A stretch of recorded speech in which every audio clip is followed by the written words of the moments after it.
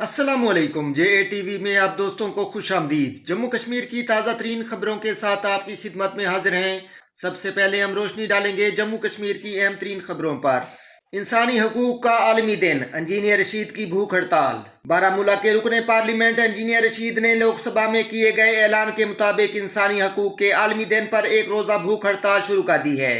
Jammu high court के अहाते में इंसानी हकूक का दिन मनाया गया। इंसानी हकूक के आलमी दिन के मौका पर BJP human rights cell Jammu Kashmir ने हाई कोर्ट के अहाते जम्मू में एक अहम इज्तिमा का इनकाद किया, जहां वुकला, समाजी कारकुनों, पार्टी कारकुनों और शहरियों की एक बड़ी तादाद ने इंसानी हकूक के तहफ़्फ़ुज़ और फ़रोग़ के लिए अपने अज़म का इयादा किया। Jammu Kashmir civil society forum के चेयरमैन अब्दुल क़य्यूम वानी ने चीफ एजुकेशन ऑफिसर पूंछ की जानिब से जारी हालिया हुक्मनामे पर बरहमी का इजहार किया है, जिसमें असातिज़ा और इदारा सरबराहान को आवारा कुत्तों की निगरानी के लिए नोडल ऑफिसर नामजद करने की हिदायत जारी की गई हैं। देश भर के लाखों लाख केंद्रीय कर्मचारी 65 लाख पेंशन धारकों के लिए आज की महत्वपूर्ण बड़ी अपडेट निकलकर सामने आ चुकी है।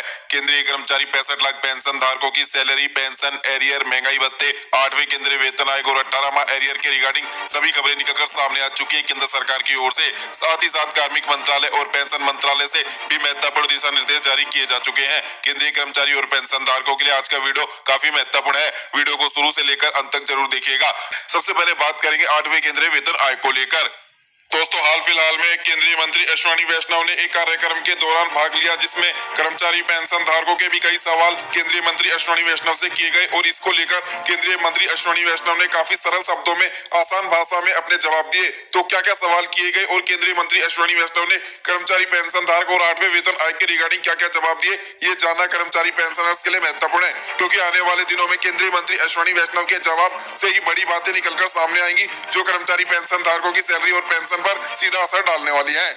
केंद्रीय मंत्री अश्विनी वैष्णव से सवाल किया गया, क्या केंद्र सरकार 50% महंगाई भत्ते, महंगाई राहत को बेसिक में मर्ज नहीं करने वाली है। इस पर केंद्रीय मंत्री अश्विनी वैष्णव ने कहा, हमने हाल फिलहाल में संसद में भी ये जवाब दे दिया है कि 50% महंगाई भत्ते और महंगाई राहत को बेसिक में मर्ज करने को लेकर हमारे पास कोई भी प्रस्ताव विचाराधीन नहीं है। तो ऐसे में साफ हो जाता है कि केंद्र सरकार फिलहाल 50% महंगाई भत्ते, महंगाई राहत को बेसिक में मर्ज नहीं करने वाली है। हालांकि कर्मचारी संगठन, पेंशन धारक संगठन पुरजोर तरीके से दबाव डालते हैं केंद्र सरकार पर, तो आने वाले समय में 50% महंगाई भत्ते, महंगाई राहत को बेसिक में मर्ज करने को लेकर केंद्र सरकार विचार जरूर कर सकती है, क्योंकि पिछले वेतन आयोगों के दौरान ऐसा किया गया है। 50% महंगाई भत्ते, महंगाई राहत को बेसिक में मर्ज होना चाहिए, क्योंकि ये कर्मचारी पेंशन धारकों की सैलरी, पेंशन में सीधा असर डालेगा।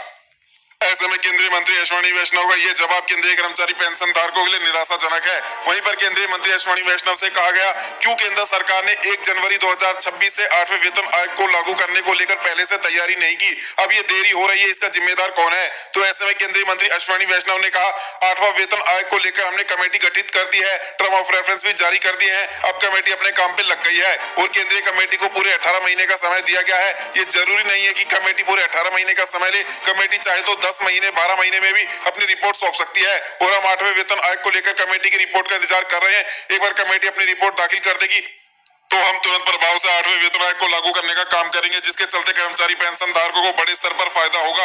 हालांकि कमेटी अपनी रिपोर्ट कब दाखिल करेगी ये भी कहना मुश्किल है। क्या कमेटी पूरे 18 महीने का समय लेगी या कमेटी 12 महीने में या 10 महीने में अपनी रिपोर्ट सौंपेगी, यह भी भविष्य के घर में छिपा हुआ है, लेकिन हमें कमेटी की रिपोर्ट का इंतजार करना ही होगा। लेकिन केंद्रीय मंत्री अश्विनी वैष्णव ने यह नहीं बताया कि क्यों केंद्र सरकार ने 1 जनवरी 2026 से 8वें वेतन आयोग को लागू करने को लेकर पहले से प्रक्रिया क्यों नहीं चालू की। इसके जवाब में केंद्रीय मंत्री अश्विनी वैष्णव गोलमाल जवाब देते हैं। उन्होंने कहा कि कमेटी का गठन हो चुका है, कमेटी अपना काम कर रही है और आने वाले समय में 8वें वेतन आयोग को कर्मचारी पेंशन धारकों के लिए लागू किया जाएगा। हालांकि इसकी जिम्मेदारी कौन लेगा। यदि कर्मचारी पेंशन धारकों को सही में फायदा पहुंचाना था तो 1 जनवरी 2026 से सैलरी पेंशन 8वें वेतन आयोग के अनुसार कर्मचारी पेंशन धारकों के खाते में जमा होनी चाहिए थी। हालांकि सरकार में इसकी जिम्मेदारी कोई नहीं लेने वाला है कि क्यों कर्मचारी पेंशन धारकों को 1 जनवरी 2026 से सैलरी पेंशन 8वें वेतन आयोग के अनुसार नहीं मिल रही है।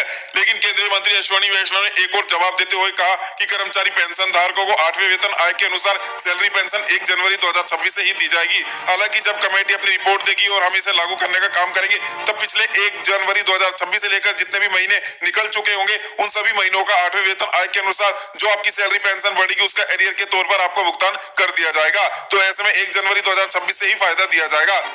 ऐसे में केंद्रीय मंत्री अश्विनी वैष्णव से सीधे तौर पर पूछा गया 8वें वेतन आयोग में फिटमेंट फैक्टर कहां तक पहुंच सकता है, तो केंद्रीय मंत्री अश्विनी वैष्णव ने साफ शब्दों में कहा, फिटमेंट फैक्टर क्या होगा ये अभी हमारा विषय नहीं है। फिटमेंट फैक्टर तय करना कमेटी का विषय है, तो कमेटी पूरी आर्थिक विश्लेषण करेगी, कर्मचारी पेंशन धारकों की वास्तविक स्थिति का ज्ञान निकालेगी, उसके बाद ही हम फिटमेंट फैक्टर कितना रखा जाएगा उसको लेकर तय किया जाएगा। इसमें अभी फिलहाल कुछ भी कहना जल्दबाजी होगी।